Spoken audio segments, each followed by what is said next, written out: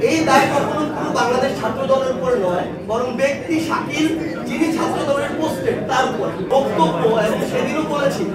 যে সেখানে কিন্তু স্পেসিফিক পুরো ছাত্র দল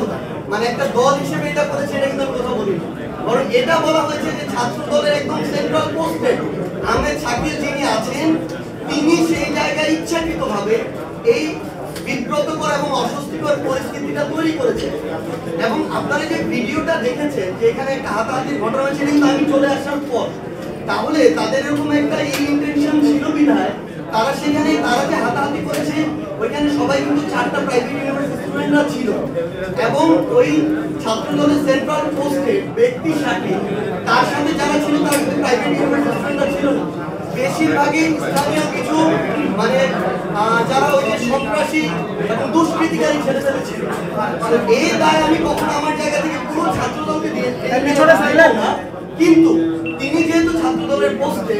এবং তিনি এই ছাত্র দল নামক যে বাংলাদেশের যে প্রতিষ্ঠানটি রয়েছে সংগঠনটি রয়েছে এটিকে প্রশিক্ষিত করেছেন তার কাজের মধ্য দিয়ে, ছাত্র দলের অবশ্যই তার বিরুদ্ধে এই সাংগঠনিক ব্যবস্থাটি নেওয়া উচিত। অন্যথায় তাদের দলের যে নেতাকর্মী যারা রয়েছে যারা কেন্দ্রীয় পোস্টে তাদের উপরে যে তাদের ওই নিয়ন্ত্রণটি নেই এবং তারা একটি তাদের ভিতরে শৃঙ্খলার যে পরিস্থিতি এই বিষয়টিও তাদের যে কন্ট্রোলটি নেই এটি কিন্তু প্রকাশ করে। সেই জায়গায় আমার জায়গা থেকে স্পষ্ট অবস্থান থাকবে, এই দায় কখনো পুরো বাংলাদেশ ছাত্র দলের উপরে নয়, বরং ব্যক্তি শাকিল যিনি ছাত্র দলের পোস্টেড তার উপর। এই ক্ষেত্রে অবশ্যই যেহেতু তিনি কেন্দ্রীয় পোস্টেড তার বিরুদ্ধে ছাত্র দলের অবশ্যই একদম সবকিছু তদন্ত করে সুষ্ঠু